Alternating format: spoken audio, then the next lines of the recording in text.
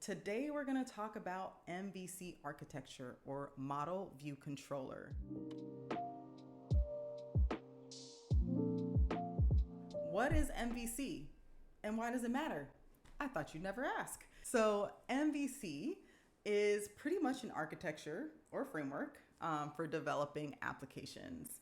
It organizes our applications into very distinct components that create a separation of concern. We know that if we're already developers, that a separation of concerns between the pieces of our code are pretty important so that whenever we're working on one piece, it doesn't completely affect everything else and break it. So to understand MVC, let's just break it down into the three parts and talk about it. Let's do a visual representation just to get our eyes on some of what we're talking about.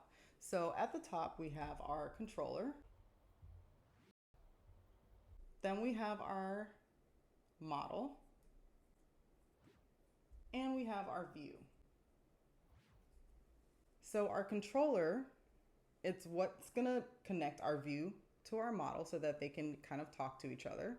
Our model is where our data is. Our view is what our user can see, so our user interface, right? And our controller is kind of like our bridge to connect those. Okay, so the way that these work together is our model is going to send data to the controller, and the controller is going to send that data to the viewer, right? The viewer, if they change something on the screen, that is going to be sent to the controller, our bridge, and our controller is going to send that to our model, right? Which then updates to be sent back to the controller, right? Using that data. The controller is going to send that back to the view, our user interface, and then display the information. The first part we would probably talk about is the M, or the model. The model represents the data in our application. I would consider the model like a manager.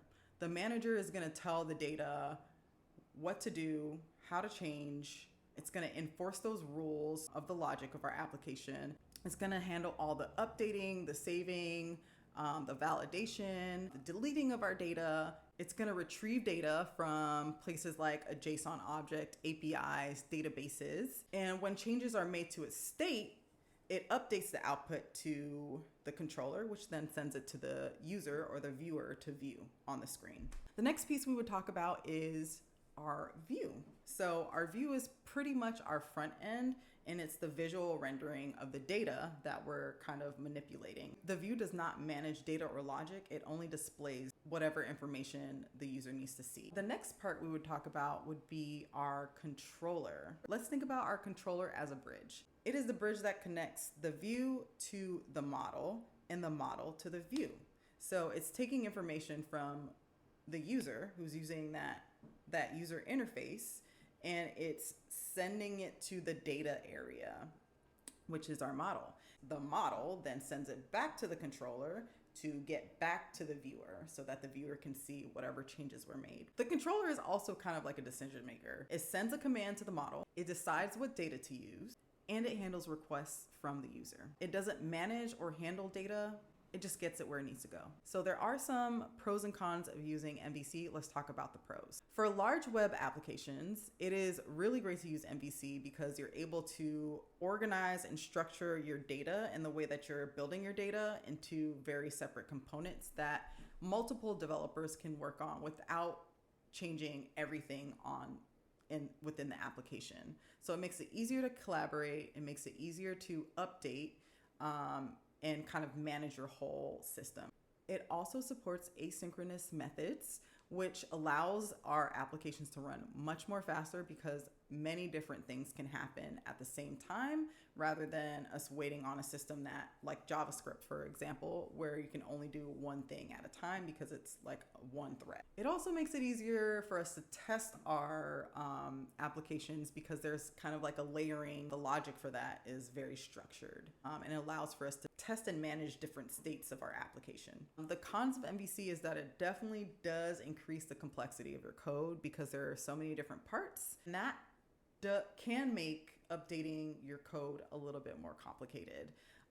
You also may have to do a little bit more changes and updates, which could be a little bit more expensive as you go through it. Developers also have to just be aware of that structure and how MVC works in order for them to accurately use it.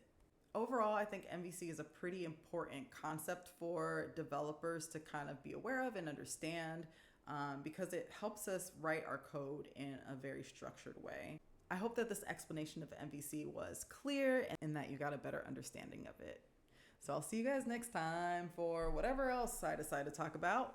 I don't know, I guess we'll see. Bye.